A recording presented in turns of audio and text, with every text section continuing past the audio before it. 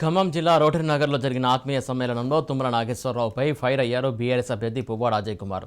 భారత రాజ్యాంగ ప్రకారం 18 ఏళ్లు నిండిన వాళ్ళు తమ ఓటు హక్కును ఎక్కడైనా వినియోగించుకునే అవకాశం ఉందన్నారు. మీ పార్టీకి ఓటు వేస్తే అది మంచి ఓటు, వేయకుంటే దొంగ ఓటా అంటూ ప్రశ్నించారు. ఓటమి కళ్ళ ముందు కనిపిస్తుంటే ఫ్రస్ట్రేషన్ తట్టుకోలేక నిగ్రహం కోల్పోయి ఈ విధంగా మాట్లాడుతున్నారంటూ ధ్వజమెత్తారు. చదువుకోవడానికి వచ్చేటప్పుడు చేరే సమయంలో వాళ్ళ ఏజ్ 18 ఏళ్ళు ఉంటుంది. అప్పటి వరకు వాళ్ళకి ఓటు రాదు. ఆ తర్వాత వాళ్ళకి ఓటు హక్కు తెచ్చుకుంటారు.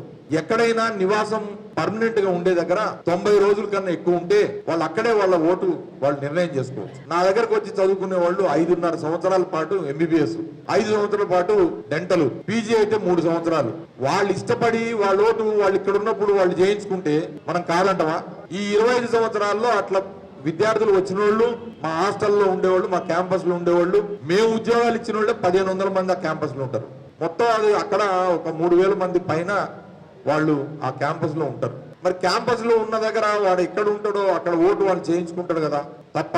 ఇప్పుడు నువ్వు ఎక్కడో మీది మిట్టపల్లిలో మీ ఊరుంది, ఖమ్మం వచ్చినావు, ఇక్కడ నీ ఓటు మార్చుకుంటలేవా? నువ్వు ఇక్కడనే ఓటేస్తున్నావా? మిట్టపల్లి పోతున్నావా? పోతలేవు కదా. ఎందుకు? ఖమ్మంలో ఉంటున్నావు కాబట్టి నేను ఖమ్మంలో ఓటేసుకోవాలి కాబట్టి నీ ఓటుని అక్కడి నుంచి ఇక్కడ మార్చుకుంటాం. అసలు వాళ్ళకు ఓటు ఫస్ట్ టైం వచ్చిన వాళ్ళు కాబట్టి వాళ్ళు నమోదు చేసుకుంటే దాని మీద ఈ కోయినంకనే వాడిని పెట్టి దొంగ ఓట్లు ఉన్నాయి, 1000 ఓట్లు ఉన్నాయి.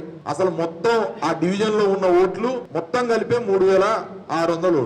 15,000 ఓట్ల దొంగ ఓట్లు ఉంటే ఎలక్షన్ కమిషన్ కళ్ళు మూసుకొని కూర్చుంటుందా? దానికి ఇప్పటికీ 15 సార్లు కంప్లైంట్ పెట్టి తుమ్మల నాగేశ్వరరావు గారు ఏ స్థాయికి దిగజారిపోయిందంటే, వాళ్ళకి ఓటు వద్దా?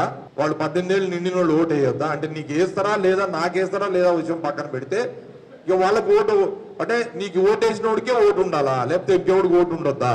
ఇంతకన్నా అన్యాయం ఉంటుందా అండి? నాకు అర్థం కాదు. ఇప్పుడు నిజంగా దొంగ ఓటు అయితే వాళ్ళు ఎలక్షన్ కమిషన్ వాళ్ళు పట్టుకోరా? ఇదే పోయినాకన్నా ఇప్పుడు 10 సార్లు స్టేట్ ఎలక్షన్ కమిషన్ పెట్టిండు, అక్కడ పెట్టిండు, ఇక్కడ పెట్టిండు, అందరూ వచ్చి వెరిఫై చేసుకున్నారు.